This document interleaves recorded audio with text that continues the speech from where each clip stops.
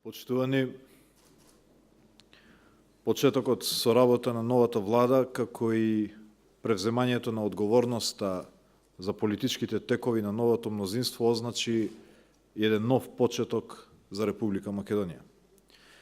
Како нова влада затекнавме замрзнати односи со нашите стратешки партнери, кои пак директно ни се обраќаа како земја со заробени институции, кои придонесуваат за уназадување во евроатлантските процеси. Уште на почетокот тоа го свативме како наш најголем предизвик и како наш најважен приоритет. Практично, работата на новата влада започна со посета на Брисел од страна на голема владина делегација, каде бевме примени на највисоко ниво и каде ни беше пренесена првата поддршка за отпочнување на евроинтегративните процеси. Потоа имавме значајна посета на еврокомесарот Хан, кој присуствуваше и директно учествуваше на тематска седница на влада, посветена на европските интеграции, а агендата на посети и средби со тек на време стануваше се понабиена. На овие средби ние како влада преземавме обврска да ги имплементираме сите потребни реформи, чија имплементација во минатото долго време се одложуваше. Целта беше да се деблокира, откочи процесот на евроинтеграција на земјата, од што произлезе и планот 369, кој веќе е во поодмината фаза на имплементација. Овој план го изготвивме почитувајќи го принципот на инклузивност, а во неговата имплементација се вклучени бројни институции кои што не се во надлежност на владата, но и со значаен придонес на граѓанскиот сектор. Како секретаријат за европски прашања поставивме сериозен механизам за надзор и мониторинг на спроведувањето на реформите, за што меѓу другото формиравме и работна министерска група, формиравме ад-хок оперативно тело и така натаму. Изминатиот период секоја владина седница започнува со така наречената предточка на која се проверува и анализира спроведувањето на реформите со цел да се одржи фокусот на владата кон имплементација на планот 369. Како што знаете, планот 369 е поделен на 3 дела и првиот дел, делот 3 од планот е во финална фаза на имплементација која треба да биде крунисана со одржување на веродостојни, фер и кредибилни избори. На крајот успешната реализација на делот 3 од планот 369 очекуваме да резултира со отстранување на условеноста на препораката како прв чекор кон добивање датум за отпочнување преговори за полноправно членство во Европската Унија. Паралелно се работи и на подготовка на деловите 6 и 9 од планот 369, кои што треба да обезбедат континуитет и фокус на владата и државните институции кон имплементација на реформите и понатаму. Со нивно имплементирање, онака како што е договорено, ќе се имплементираат сите потребни реформи кои се идентификувани како пречка за нашиот евроинтегративен напредок. Но паралелно со имплементација на реформите, работевме и на отстранување и на политичките предизвици, кои стојаа на патот на нашите европски и евроатлантски интеграции. На внатрешен план, со консензус, во владата го усвоивме предлог законот за употреба на јазиците, со што го отпочнавме процесот на унапредување на едно од најважните прашања кои што произлегуваат од рамковниот договор. На надворешен план потпишавме историски договор за добрососедство со Република Бугарија, со што исцртавме една нова траекторија на градење добри односи со соседите, која на крајот треба да резултира и со нова клима на позитивен однос во решавањето на отворените прашања и со Република Грција. Во таа насока имавме многу важна посета на министерот за надворешни работи на Грција Никос Коцијас, со кого договоривме заеднички активности и мерки за градење на доверба помеѓу двете земји, како основен услов за приближување на двата народа, двете држави, а со цел полесно адресирање на меѓусебниот спор за употреба на нашето име.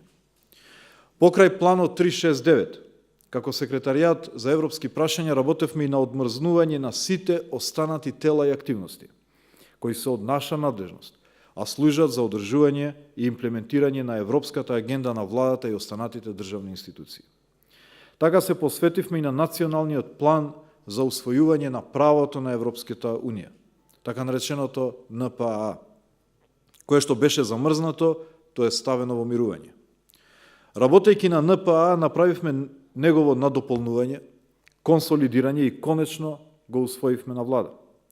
Но не застанавме тука. Како секретаријат ги покренавме и меѓуресорните тела, како што е Работниот комитет за европската интеграција, така наречениот РКЕИ, каде се вклучени највисоките представници на државната администрација, како што се државните секретари и државните советници од сите ресори во владата. Дополнително ги активиравме и државните и останатите подкомитети на РКЕИ, како и неговите работни групи кои што заедно бројат преку 800 членови на администрацијата. Со тоа практично ја ставивме во погон целата потенцијална структура која треба да обезбеди посветеност и на администрацијата кон реформите и европската агенда. Покрај внатрешните домашни тела во овие 100 дена ги активиравме и заедничките тела со Европската комисија, како што се Комитетот за стабилизација и асоциација или познат како КСА, како и Советот за стабилизација и асоциација или познат како ССА. Пред 2 месеци во јули лично јас заедно со Геновева Руис Калавера, директорката за Западен Балкан на Генералниот директорат за соседска политика и преговори при Европската комисија, по едногодишен застој го копредседававме Комитетот за стабилизација и асоциација. А подоцна и Советот за стабилизација и асоциација заедно со министерот Димитров, со високата представничка за надворешна и безбедносна политика и при Европската комисија Фредерика Могерини. Да резимирам, поради долгогодишниот застој предизвика најмногу од длабоката политичка и институционална криза која што ја зафати Република Македонија изминативе 100 дена, како секретаријат, но и воопшто како влада бевме целосно насочени кон враќање на Република Македонија на патот кон Европската Унија и НАТО. Денес, 100 дена по отпочнување со работа на новата влада, можам да констатирам дека во овој дел имаме висока реализација и успешност во исполнување на нашите обврски. Нешто што во повеќе набрати беше потврдено и од представниците на нашите меѓународни пријатели. Но покрај фокусот на европските интеграции, овие 100 дена, иако не со толкава визибилност во јавност, бев посветен и на функцијата национален ИПА координатор, раководител на така наречената ИПА структура. Дозволете да ја појаснам и оваа област. Во наша ингеренција е мониторингот на спроведување на средствата од ИПА, додека процесот на склучување договори и спроведување во надлежност на финансии и на самите корисници. Во контекст на надлежноста за надзор на апсорпцијата на овие средства, веднаш по назначување на функцијата национален ИПА координатор, побарав детален пресек за состојбите во ИПА структурата, предизвиците со кои се соочуваат, како и степенот на искористеност на средствата како најважен параметар за успешноста на оваа структура. Резултатите од овој извештај покажаа дека во така наречениот ИПА-1 пакет, чија распределба на средства се алоцирани од периодот 2007-2013, од 614 милиони евра кои биле ставени на располагање, склучени се договори за искористување на 437 милиони евра или преку 70%. Ова информација, пак ќе кажам, може да се гледа од две страни. Прво, како важна придобивка од нашата европска агенда, имајќи предвид дека 437 милиони евра пари на даночни обврзници на земите членки од Европската Унија се реализирани или се уште се реализираат во Република Македонија. Но информацијата ја анализиравме и критички, а тоа е дека преку 150 милиони евра или околу 25% од средствата, кои што биле ставени на располагање, не се искористени и истите ќе бидат вратени назад на Европската Унија. Покрај ИПА-1, во тек е реализација на проектите од ИПА-2 пакетот, каде на располагање за периодот 2014-2020 ни се ставени нови 644 милиони евра. Исто така средства на даночните обврзници на земите членки на Европската Унија. Од овие средства, 67% или 445 милиони евра се веќе програмирани, што значи распределени за натамошна имплементација по проекти. Во моментот се работи на програмирање на уште 172 милиони евра. Сепак и при ИПА-2 40 милиони евра веќе се изгубени и во фазата на самото програмирање, а не се исклучува да се генерираат дополнителни загуби во фазите на контрактирање и имплементирање кои што следат. И за овде постојат две гледишта. Одличен е податокот што имаме 445 милиони евра програмирани и ставени во распределба по проекти. Но предизвиците кои што резултираа со губење на 46 милиони евра во фаза на програмирање и распределување, како и се уште актуелниот ризик за нецелосна реализација, останува. Токму во оваа критична смисла, забелешките од овој извештај за состојбата со ИПА ќе представуваат главна основа на која што ќе се изгради нов мастер план за реформа на ИПА структурата, но и за севкупни реформи во насока на зголемување на капацитетите на државната администрација. Целта со овие реформи е да се зголеми искористувањето на средствата од ИПА, со што директно се влијае на приспособување на државата кон стандардите на Европската Унија, но овој план, заедно со представниците на делегацијата на Европската Унија во Скопје, веќе активно работиме, истиот ќе биде изложен на јавноста во наредниот период. Имплементацијата на крајот треба да резултира со поквалитетна и поефикасна ИПА структура, поефикасна администрација, но севкупно унапреден општествен систем кој што ќе обезбеди и подлабока апсорпција на ИПА средствата и приближување на стандардите наши со тие на Европската Унија. Почитувани, напредокот во евроинтегративните процеси на Република Македонија за среќа не представува изолиран случај на Балканот.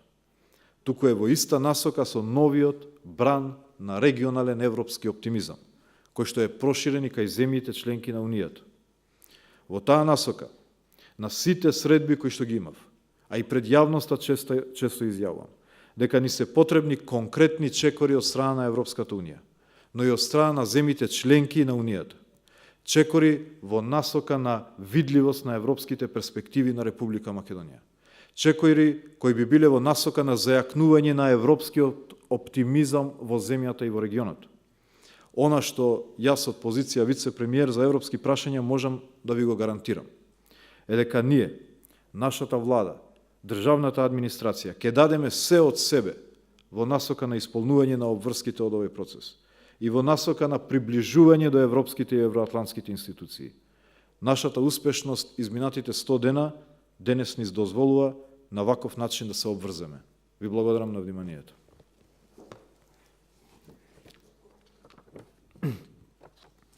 Domljoni tash edhe në Shqip. Të nderuar përfaqësues të mediave. Fillimi I punës qeverisë re, si dhe marrja përsipër e përgjegjësisë për rrjedhat politike të shumicës re, shënoi edhe një fillim të ri për Republikën e Maqedonisë. Si qeveri e re hasëm në marrëdhënie të ngrira me partnerët tonë strategjik, të cilët në mënyrë direkte na drejtoheshin si vend me institucione të robëruara, të cilët kontribuojnë në rikthim mbrapa në procesin euroatlantik. Që në fillim këtë e kuptuam si sfidën tonë më të madhe dhe si prioritetin tonë më të rëndësishëm. Praktikisht puna e qeverisë re filloi me vizitë në Bruksel nga një delegacion I madh I qeverisë, ku u pritëm në nivelin më të lartë dhe ku u dha mbështetja e parë për zhbllokimin e procesit euroatlantik. Pastaj kishim një vizitë rëndësishme të komesarit Han, I cili mori pjesë edhe në mbledhjet e qeverisë. Ndërkaq agenda e vizitave dhe takimeve si vinte koha bëhej më e dendur dhe më aktive. Në këto takime morëm obligim që të implementojmë të gjitha reformat e nevojshme, implementimi I të cilave gjatë periudhës së kaluar shtyhej. Qëllimi ishte që të zhbllokohet procesi I eurointegrimit të vendit, prej ku edhe doli plani 369.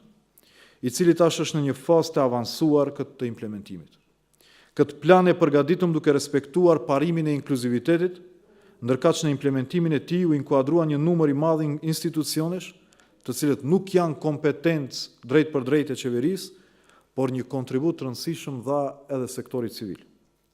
Si sekretariat për çështje europiane parashtruam mekanizma serioz për mbikëqyrje dhe monitorim të realizimit reformave, për çka ndër tjera formuam grupin punues në nivel ministrash, i cili mblidhet çdo javë. Formuam organin operativ ad hoc. Në periudhën e kaluar, çdo mbledhje e qeverisë fillon me të ashtu quajturën e parë pika me të cilën kontrollohet dhe analizohet realizimi i reformave me qëllim që të mbahet fokusi i qeverisë drejt implementimit të planit 369. Siç e dini, plani 369 ndahet në 3 pjesë dhe pjesa e parë e planit ose pjesa 3 është në fazën finale të implementimit, e cila duhet kurorzohet me mbajtjen e zgjedhjeve të besueshme, ferr dhe të lira. Ndërkaq paralelisht me implementimin e reformave, punuam në menjanimin e sfidave politike të cilat qëndronin në rrugën e integrimit tonë euroatlantik.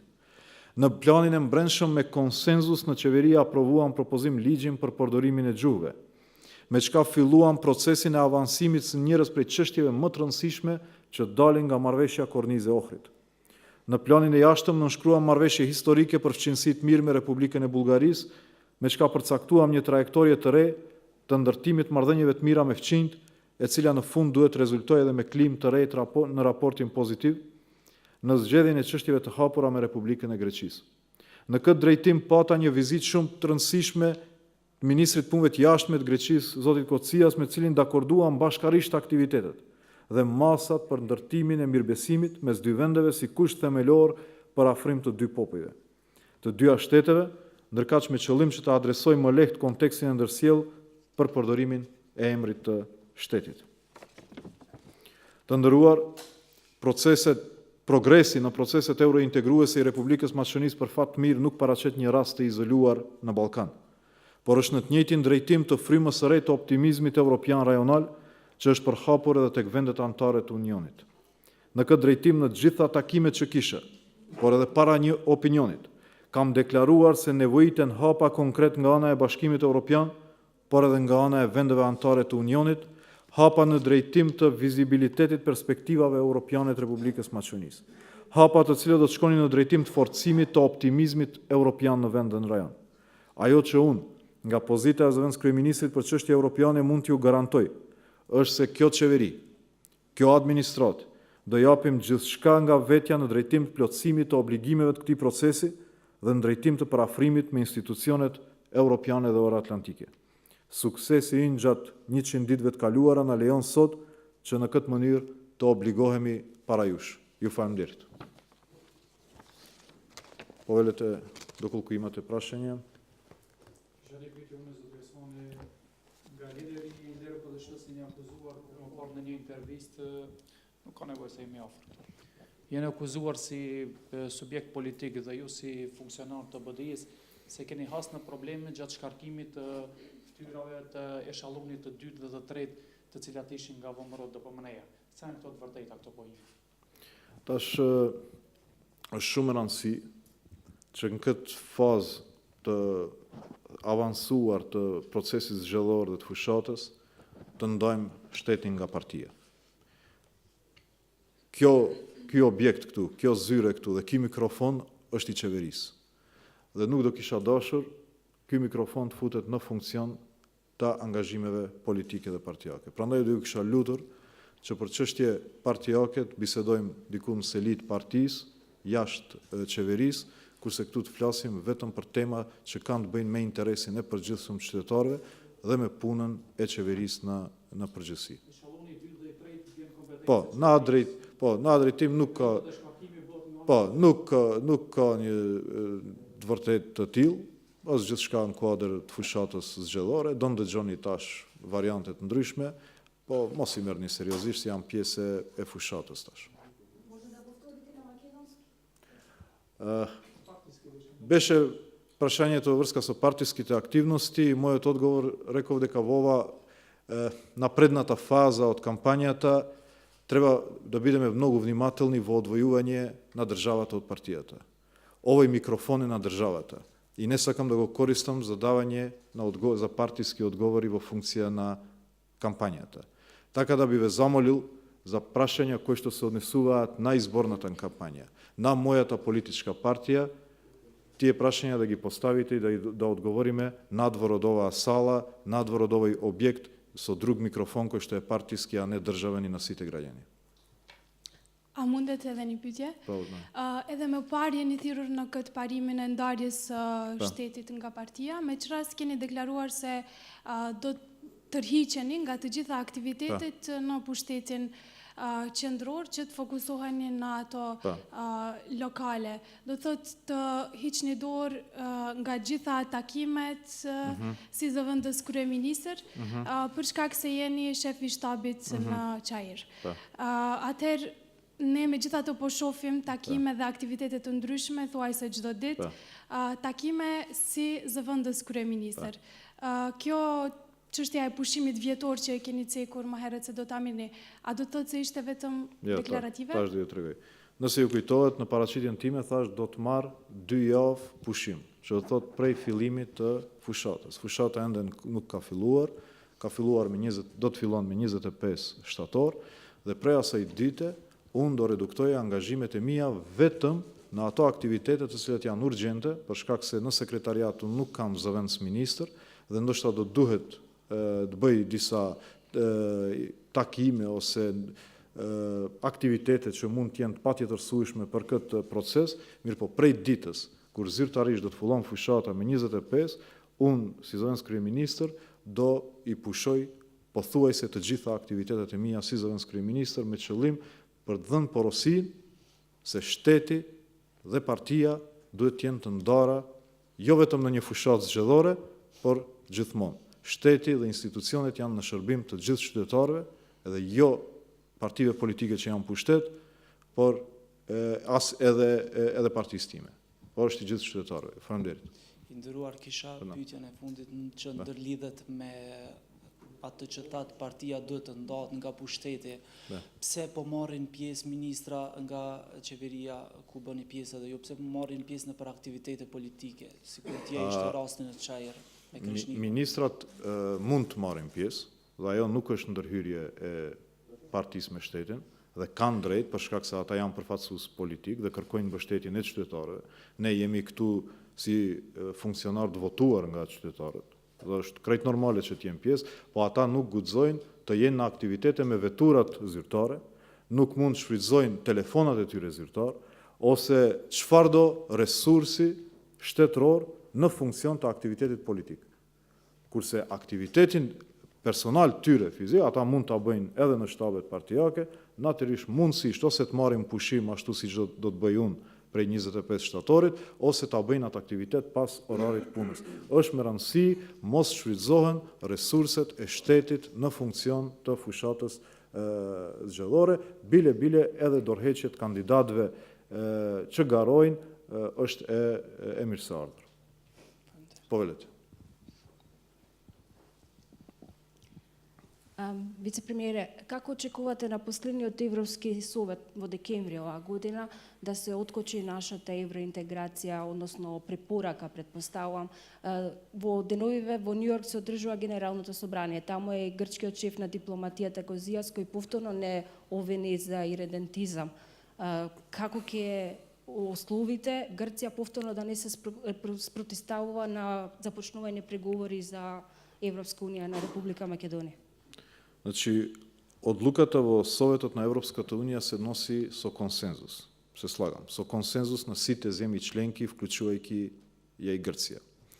Тоа што ние сега очекуваме е одлука на комисијата со цел отстранување на условеноста од последната препорака. Имавме препорака која што беше условена со фер и кредибилни избори и со адресирање на итни реформски приоритети. Имавме фер и кредибилни избори во декември, кои што беа општо прифатливи, планот 369 ги адресираше итните реформски приоритети. Со тоа сметаме дека ги исполнивме двата услови со цел да добиеме позитивна препорака, кој што е првиот чекор, за да може понатаму Советот на Европската Унија да донесе одлука за прифаќање и давање на датум. Работиме паралелно со Република Грција. Мислам дека постојат позитивни сигнали секаде. Постои во земјата таков позитивен амбиент. Во регионот се случуваат нови моменти и нов позитивен оптимизам. договорот со Бугарија, разговорите со Грција, градењето на мерки на доверба. Целата таа атмосфера влева надеж дека работите се движат. Македонија станува позитивната приказна на Балканот. Обратно од тоа што беше пред неколку години во текот на политичката криза. Станува земјата пример. Земјата пример кој што шири оптимизам во регионот. И ние таа енергија мора да ја одржиме и мора да ја унапредиме. Преку храбри чекори, кои што оваа влада ги прави, и преку комуникација и враќање на нашите пријатели. Македонија секој ден ги враќа пријателите назад. Тоа е нашата цел и очекуваме дека целата таа клима ќе се материализира во конкретни чекори за придвижување напред на државата. Јуфан Миричун, благодарам многу.